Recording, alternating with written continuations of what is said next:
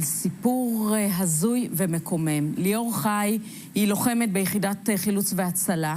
היא חולה לפני כמה חודשים בקורונה, היא מחלימה, אלא שהיא חלק מהמערך הצבאי. אומרים לה חודש אחרי שהיא מחלימה שהיא חייבת להתחסן בשני חיסונים.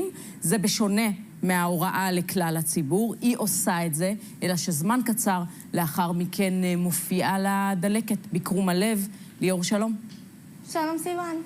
את התגייסת לצבא, היית לוחמת מצטיינת, הכל היה בסדר עד שחלית בקורונה, נכון? כן. אוקיי, ואז... חליתי בקורונה, ואז אחרי חודש בעצם חיסנו אותי בחיסון, ואז אחר כך שוב פעם בעוד חיסון, בשתי מנות חיסון, ואז לאחר מכן בעצם קיבלתי את הדלקת בקרום הלב. אני רגע רוצה להבין, החלמת מקורונה, אז אומרים לך שבניגוד להוראה באזרחות, שבה רק אחרי 3 חודשים מקבלים חיסון אחד, את חייבת כן, אחרי חודש בדיוק. לקבל 2 חיסונים, נכון? כי בצבא רצו לחסן ולא היה אכפת להם כאילו שאני מחלימה, למרות שזה מה שהחוק אומר, שרק אחרי 3 חודשים מותר. ומתי בעצם את לוקה בדלקת קרום הלב? מתי את מבינה שמשהו לא בסדר? בסוף מאי, משהו כזה. התחלתי להרגיש לחץ בחזה, מאוד מאוד לא טוב, לא רגיל. פניתי למפקדים שלי, אמרתי להם שמשהו פה לא בסדר, שזה לא רגיל הכאב הזה. הם לא עשו כלום, פשוט התעלמו מזה. למזלי באותו היום יצאתי הביתה, שזה היה סופש, ואז ישר הלכתי לביקור רופא בשביל לבדוק את זה. ושם בעצם עשו לי את כל הבדיקות, וגם שלחו אותי למיון, וגילו שיש לי את הדלקת בקרום הלב. מה זה אומר דלקת בקרום הלב? איך החיים שלך נראים מאז? אני לא יכולה להתאמץ, אני לא יכולה לעשות כלום. בעצם אני לוקחת המון כדורים בשביל שזה איכשהו יעזור וירגיע, וזה בעצם לא.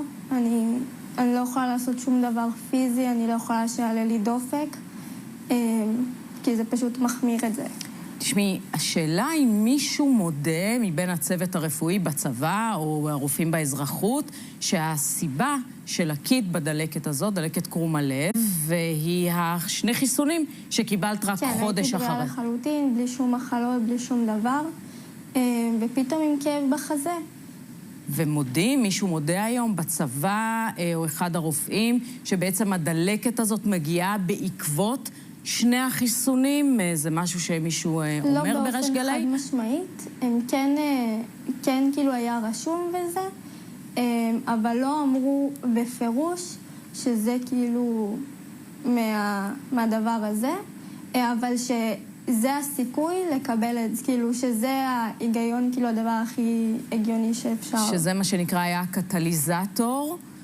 ועכשיו אני מבינה שאת פונה אלינו גם כי אף אחד לא לוקח אחריות, זאת אומרת, רוצים לשחרר אותך מהצבא, אף אחד לא... במשרד הבריאות מנסים, בהתחלה אמרו שכאילו בתכלס אסור לחסן, ואז אחר כך הם ניסו להתחמק מזה, כי הם גילו שמשהו לא בסדר, ובצבא הם פשוט לא לקחו שום אחריות, הם פשוט זורקים אותי ככה, וגם רוצים לשחרר אותי על פרופיל 21, בשביל לא לקחת את האחריות הזאת. זה מטורף, כי את התגייסת עם פרופיל 97, היית לוחמת מצטיינת. ליאור, אנחנו כמובן ננסה לסייע לך ונבדוק את הדברים. תרגישי טוב בינתיים, זה הכי חשוב. תודה רבה לך. תודה רבה.